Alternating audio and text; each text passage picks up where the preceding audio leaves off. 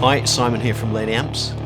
This year is a milestone year for us. The company's 50 years old, and to celebrate that, we're releasing some very interesting products throughout the year.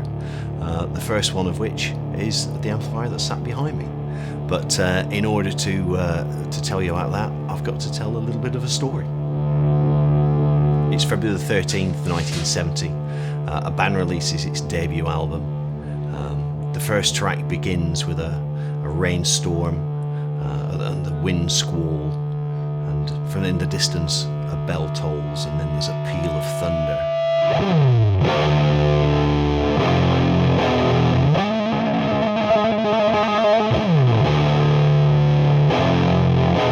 And then the sound of a super distorted, diminished fifth interval, the devil's interval, plays, and then, as if from beyond the grave, a voice wails.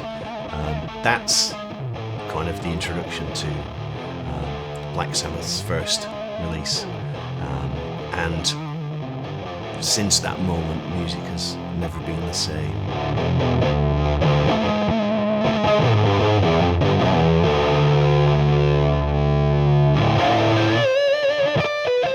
The guitar player was a gentleman called Tony Iommi, and the amplifier that the sound of the super distorted diminished fifth interval was played on was a Laney LA100BL.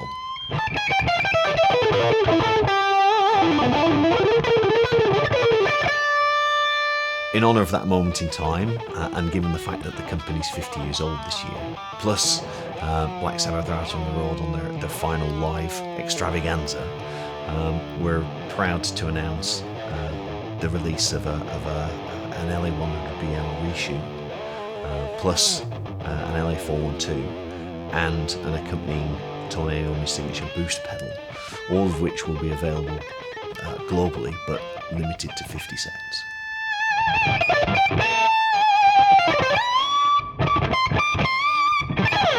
The project to release the amplifier came around through a number of different reasons. One, we're 50 years old, and more importantly, Black Sabbath that were on the final tour.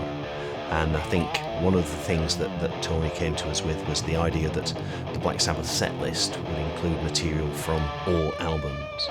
And he thought that since he began with Laney, a specific Laney amp, he'd very much like to end the tour playing the same amp.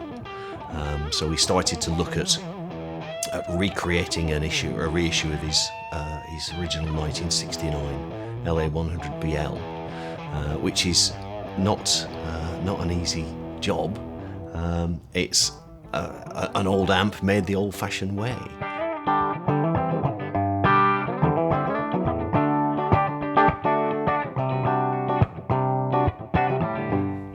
I think one of the nice things about doing a project, doing a replica amp, an old amp, is the fact that you actually get to listen to old amps. And I think one of the things that we did to begin with was go back through our collection of old products and spend a bit of time listening to them. I mean, this is one of the ones that we used in the testing process. This is actually a 60 watt, not a 100 watt, but sonically it has the same characteristics, and for us it gave us a very good benchmark for the work that we did to produce the 100 watt version.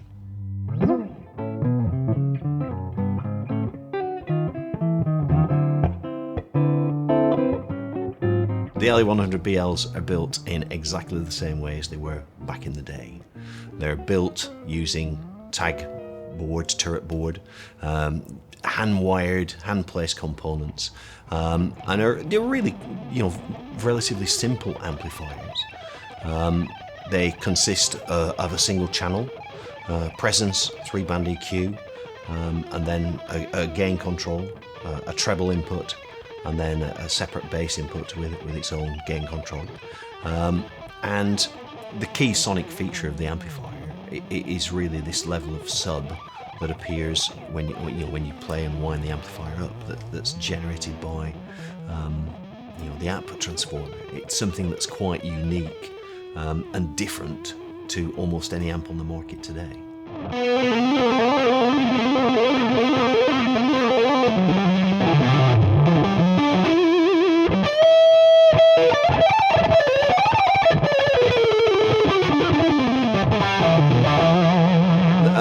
actually not very subtle amplifiers. As it was back in the day, you turn them up to get your tone. They don't run a massive amount of gain. So I think that's one of the things that when you hear the original recordings from Sabbath, that Tony uses very, very light strings. And given the fact that the amplifiers don't contain much gain, and that Tony's guitar is strung very lightly, you need something that pushes the front end. And that really is kind of one of the key factors of the early Sabbath sound. You've got the guitar, you've got Tony, you've got the guitar, you've got the amp, and you've got what was back in the day a Dallas Arbiter Rangemaster, which is a little kind of boost pedal that sits in front of the amp and just hits the front end of the amp harder to generate the level of gain that Tony was looking for and the level of distortion. And one of the things that we figured quite quickly in the process of designing Tony's rig for the final tour is that he needed something to replicate the action of the original Dallas Rangemaster, but something that he could use today.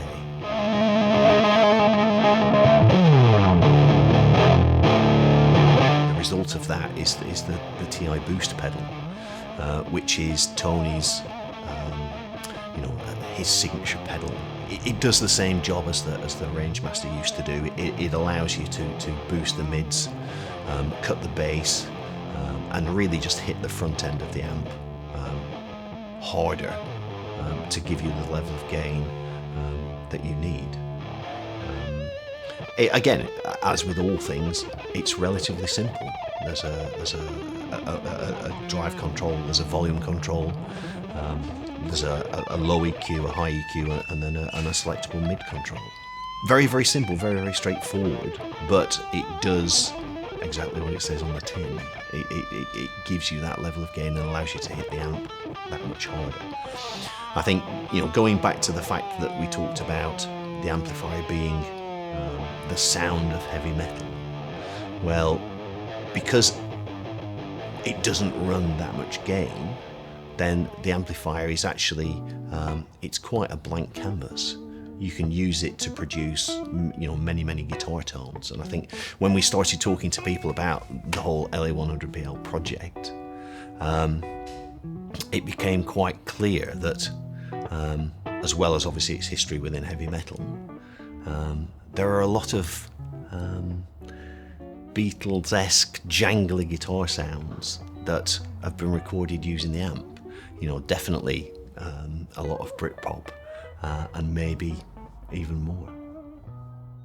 We've always had a very strong relationship with Tony and his live sound. Originally he used an LA100BL when he went out on tour, and the band are out on the End tour now, and it seems fitting that he's using a replica of exactly the same amp, the LA100BL. So it began with Laney and it's ending with Laney.